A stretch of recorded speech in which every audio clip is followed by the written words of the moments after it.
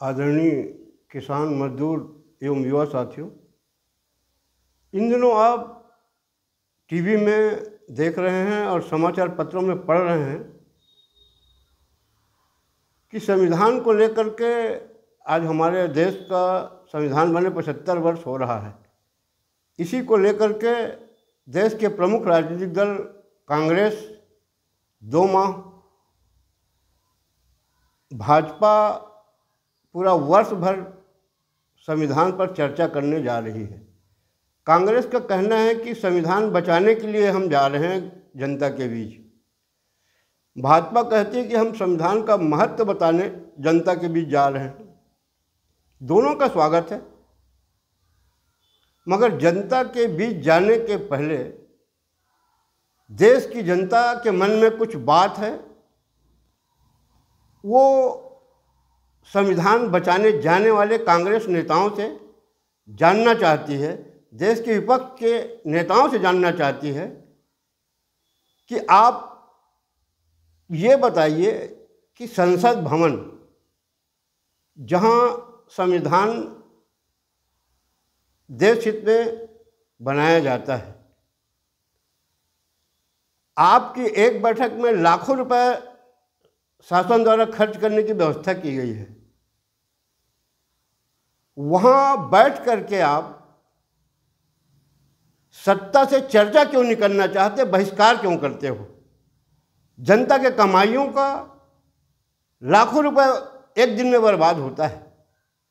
पिछले 10 साल से देश की जनता देख रही है। विपक्ष का एक ही काम है, बहिष्कार करना। क्या यह संविधान का उल्लंघन नहीं है? संविधान खतरे में नहीं है जो बनाया गया है? आप संसद में बैठिए, सत्ता पक्ष माने न माने, आप पूरा चर्चा करिए। अरे आप तो खुद संविधान का उल्लंघन कर रहे हो, संविधान को खुद मान नहीं रहे हो, और उसके बाद देश की जनता को भ्रम में डाल रहे हो कि हम संविधान बचाने की बात लेकर के जनता के बीच जाएंगे। पहले आप अपने आप को देखिए, देश की पैसा बर्बाद मत करिए। 10 साल में कितना बर्बाद हुआ होगा, कितनी बैठक हुई है, इसका हिसाब कौन देगा? यही कारण है कि विपक्ष जनता से दूर होते जा रहा है। अब कहीं कहीं विपक्ष अगर लोकसभा में जीत गया तो वो ये सोच रहा है कि मेरी सत्ता आ जाएगी। ये भ्रम में है। ये तो भाजपा के कुछ मोदी जी के आस्तीन के सांप हैं, उनके गलतियों के कारण तुम्हारी इतनी सीट आ गई, नहीं तो इतना सीट नहीं आता। ये देश की जनता जान रही है, गांव गांव में चर्चा है कि तुम इतना सीट क्यों पा गए।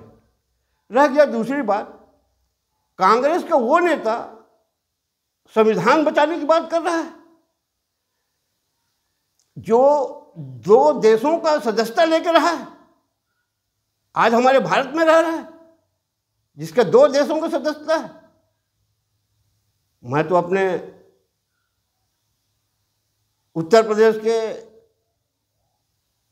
हाईकोर्ट के न्यायाधीश, दिल्ली के न्यायाधीशों से मैं निवेदन करता हूं कि देश हित में जो दोहरी सदस्यता के मामला दायर किए गए हैं, उसको देश हित में बहुत जल्द निर्णय करिए। नहीं तो ये कांग्रेसी नेता भारत को बर्बाद करने के लिए सोच लिया है। वो जान रहा है कि मैं तो जा रहा हूं, मगर भारत को बर्बाद करके जाऊंगा। इसलिए मैं अपने न्यायाधीशों से निवेदन करता हूं कि दोहरी सदस्यता का जो मामला है उसको जल्द से जल्द निपटाएं देश हित में, और उसकी भारत की नागरिकता खत्म करें। मैं उच्च न्यायालय के में जो याचिका डाले उन लोगों में बहुत बहुत बधाई देता हूं कि जिन्होंने संविधान बचाने की बात हमारे देश में लाया। वो खुद संविधान का उल्लंघन कर चुका है, इस बात को उजागर किया, इसलिए मैं उनको बहुत बहुत बधाई देता हूं। आपको ताज्जुब होगा कि उसी नेता का मां भारत में शादी करके आई, 14 साल तक भारत की नागरिकता ग्रहण नहीं की। जब मामला संसद में उठा तब आनन फानन में उसने सदस्यता ग्रहण किया है। ये लोग भारत के संविधान के बारे में हम भारतीयों को बताएंगे, ताज्जुब होता है। ये विदेशी लोग हमें भारत के हित की बात बताएंगे। इनके सब आसार दिख रहे हैं। अगर इनकी नीयत अच्छी होती तो दोहरी नागरिकता, 2 देशों का नागरिकता ग्रहण नहीं किया होता।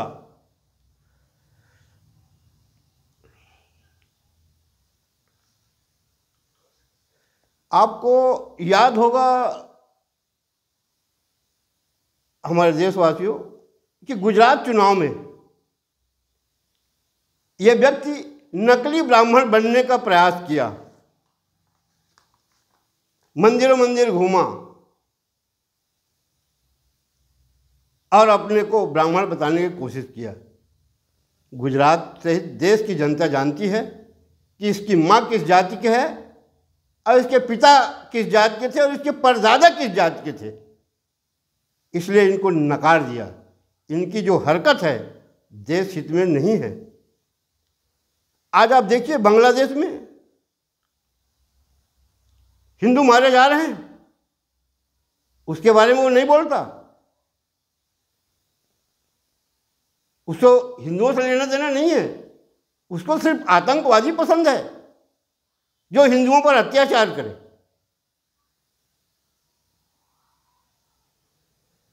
आपको याद होगा कांग्रेस के नेता हमारे देश के पहले क्या कहते थे, इंदिरा जी ने बांग्लादेश बनाया, इंदिरा जी ने बांग्लादेश बनाया। क्या इसी दिन को हमको दिखाने के लिए बांग्लादेश बनाया गया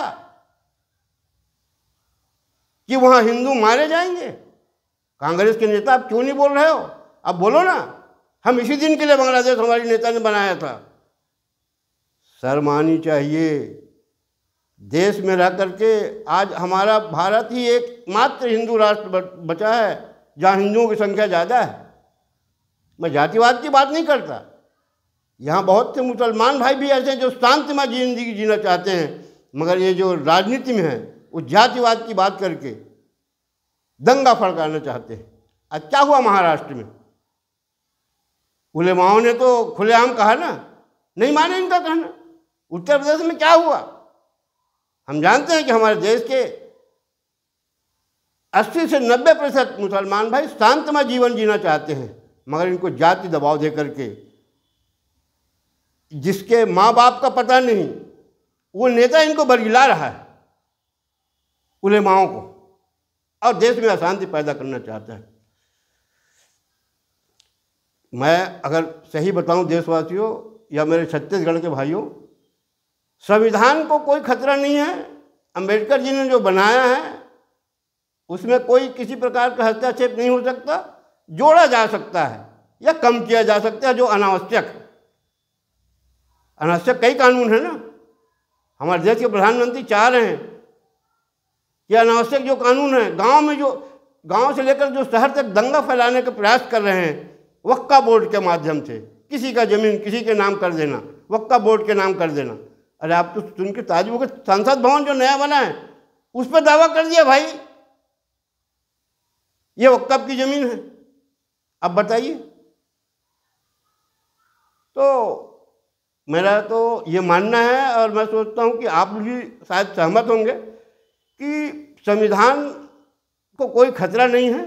खतरा है तो सिर्फ विपक्षी नेताओं से खतरा है, और इसलिए खतरा है कि आतंकवादियों को एक स्वर से मदद करना चाहते हैं, उनको देश में हावी करना चाहते हैं, जगह जगह दंगा फसाद करना चाहते हैं। इसलिए मेरी आवाज़ जहाँ तक जारी, मैं उन लोगों से निवेदन करता हूँ कि आप गंभीरता से विचार करिए। आप किसी भी राजनीतिक दल में रहें, मगर देश को किससे खतरा ज़्यादा है, ये विचार करके आप स्वयं आगे चल के जब भी चुनाव हो निर्णय लें। इतना कह के मैं अपने वाणी विराम देता हूँ। धन्यवाद। जय हिंद।